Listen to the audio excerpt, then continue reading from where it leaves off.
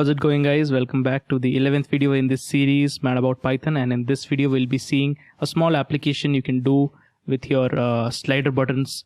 So in this, I just wanted to show you a small example. If you have seen software like Audacity or Virtual DJ, you have seen a small volume rocker thing for your bass control or your treble control.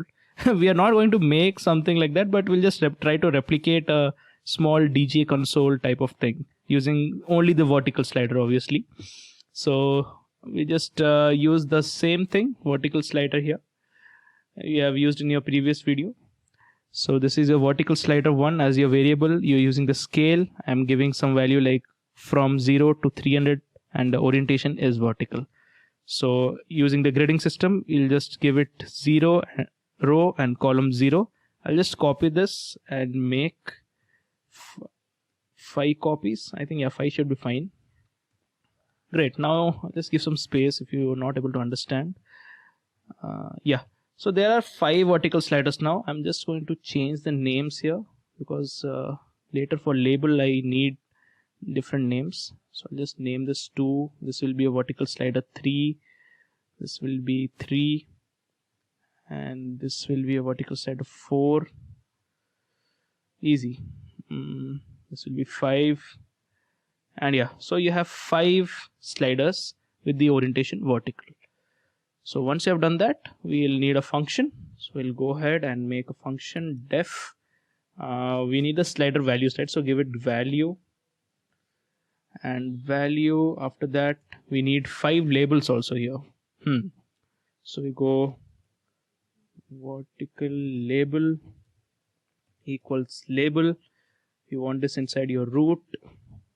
And text will be nothing but your slider values. So slider 1 will be my value. I'll just copy this. Text equals this, and using the get function, I'll get the value from the slider. Now you want to use the gridding system. So we have used till column. I didn't give the column names. So I'll just keep column 0, column 1.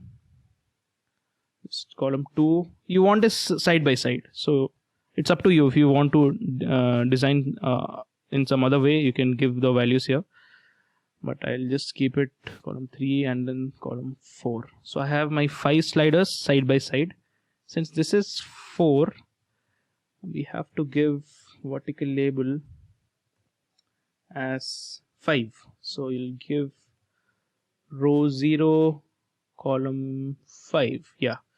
Row 0, and your column will be 5. Okay, so once you have done this label, you can make again 4 more copies because you have to show for 5 sliders the values, but only thing you have to change here is the column. So I'll go ahead and change this to 6, 7, then this one to 8, and this one to 9. And in the first label you're showing the value of slider 1. Same way you have to change this to slider 2, slider 3, slider 4, and this will be slider 5. So now you have your function ready with 5 labels, slider 1 to 5, and here you have your scaling, the scale, which will create 5 sliders in the orientation vertical. So for submitting the value, let's create a submit button also. In last program, we have used this to show the value on the screen. I'll just copy back that same button here. So use this button and you have your command as value slider. Okay, you have to change this to value because you're using the command. Your function name is value, so your value should be here. And row 2, column number 8. Since this is the last column, you have to name this something different. Column 10. Great. So you have your button ready to submit the values. You have your labels ready. Let's go ahead and run this program quickly. And I hope no errors. Again. You have to close this. Root dot main loop. Let's go ahead and run this quickly. Oh wow, so great. You have your 5 vertical sliders, all ranging from 0 to 300. Fun. You can give some values like this and then click for values. There you go. All 5 slider values are printed to your widget. You can give something different. If you change this and click again, the value changes. You change the first value, again the value changes. You keep the third value changed, then this also changes, and you give totally different values here and click, all changes. Fun, right? So this was a small application of the slider.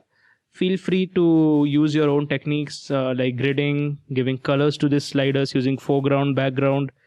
You can go ahead and make some changes. You can keep the widget also small if you want a proper application. So that's all for this video. See you in the next one.